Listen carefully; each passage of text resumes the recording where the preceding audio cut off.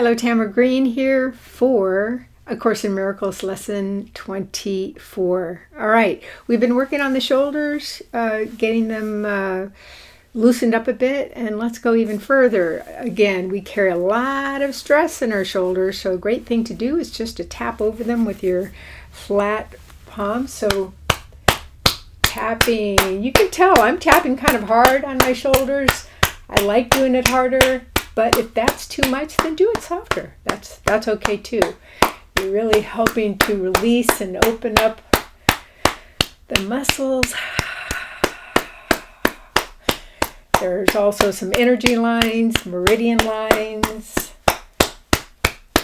They run through our shoulders on top and a little bit on the upper back, a bit on the front, and across the chest.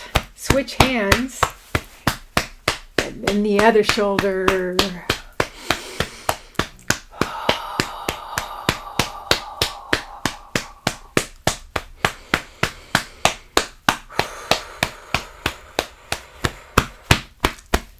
All right, very good. Wiping all that down that just came up. That feels good. All right, very good. A Course in Miracles. Lesson number 24. I do not perceive my own best interests. In no situation that arises do you realize the outcome that would make you happy. Therefore, you have no guide to appropriate action and no way of judging the result. What you do is determined by your perception of the situation, and the perception is wrong. It is inevitable then that you will not serve your own best interest, yet they are your only goal in any situation which is correctly perceived. Otherwise, you will not recognize what they are. If you realized that you do not perceive your own best interest, you could be taught what they are. But in the presence of your conviction that you do know what they are, you cannot learn.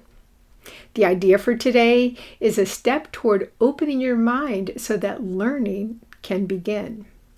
The exercises for today require much more honesty than you are accustomed to using. A few subjects honestly and carefully considered in each of the 5 practice periods which should be undertaken today will be more helpful than a more cursory examination of a large number. 2 minutes are suggested for each of the mind-searching periods which the exercises involve. The practice periods today should begin with repeating today's idea, followed by searching the mind with eyes closed for unresolved situations about which you are currently concerned. The emphasis should be on uncovering the outcome you want. You will quickly realize that you have a number of goals in mind as part of the desired outcome, and also that these goals are on different levels and often conflict. In applying the idea for today, name each situation that occurs to you, and then enumerate carefully as many goals as possible that you would like to be met in its resolution. The form of each application should be roughly as follows. In this situation involving blank, I would like blank to happen and blank to happen, and so on. Try to cover as many different kinds of outcomes as may honestly occur to you, even if some of them do not appear to be directly related to the situation or even to be inherent in it at all. If these exercises are done properly, you will quickly recognize that you are making a large number of demands on the situation which have nothing to do with it. You will also recognize that many of your goals are contradictory, that you have no unified outcome in mind, and that you must experience disappointment in connection with some of your goals, however the situation turns out. After covering the list of as many hoped-for goals as possible for each unresolved situation that crosses your mind, say to yourself, I do not perceive my own best interest in this situation. And go on to the next one. I do not perceive my own best interest. it's a fascinating thing about the internal conflict that this lesson talks about. So when I'm working with clients and some of them are saying, part of me wants to be in a relationship, but part of me doesn't. Or part of me wants this job, but part of me doesn't. And there really is this internal conflict. And what I've learned over the years is that, there's different aspects of us that may be in conflict with the other aspects of us. So, for example, we have a body. It is not who we are, but it certainly is ours. My body is not me, but it is mine, right? So our body may really want to be, let's say, in a relationship with somebody. Let's say, you're single and your body just wants to be, held and cuddled and nurtured and hugged and maybe even sex, right? The body has its own agenda, but maybe the soul, your soul, has a different agenda. Not that souls have an agenda, right?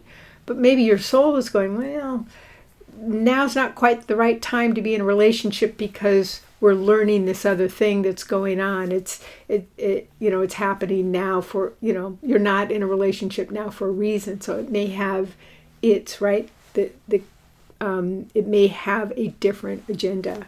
Maybe our conscious mind has another agenda, and even, cultures and family interests. So maybe there are some families that's very much, again, using the, being single and trying to get into a relationship subject. The family really wants you to be in a relationship and eventually married and having children. Or maybe that's part of the culture. But then you're afraid, your own internal conscious mind, conflict is, well, wait a minute, I don't want to lose my independence. I like my independence. And it's interesting that it would even be thinking that if I'm in a relationship, I'm going to lose my independence, when that may not be at all. You could be in a relationship and feel more free than you ever have in your entire life because you have somebody that loves you just the way you are, and doesn't want to change a thing about you. So it's fascinating about this internal conflict.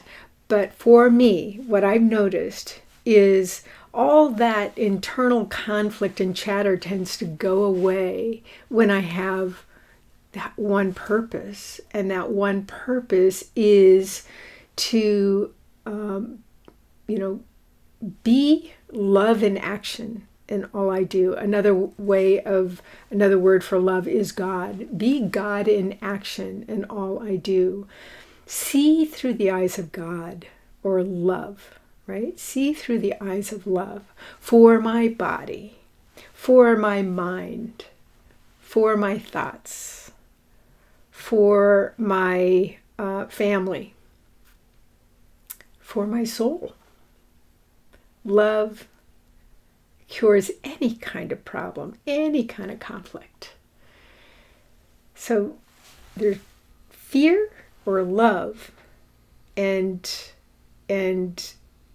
when there's fear in that moment, there's absence of love. But love is the thing that always cures fear. So when you are seeing through the eyes of love, acting, being love in action in that moment,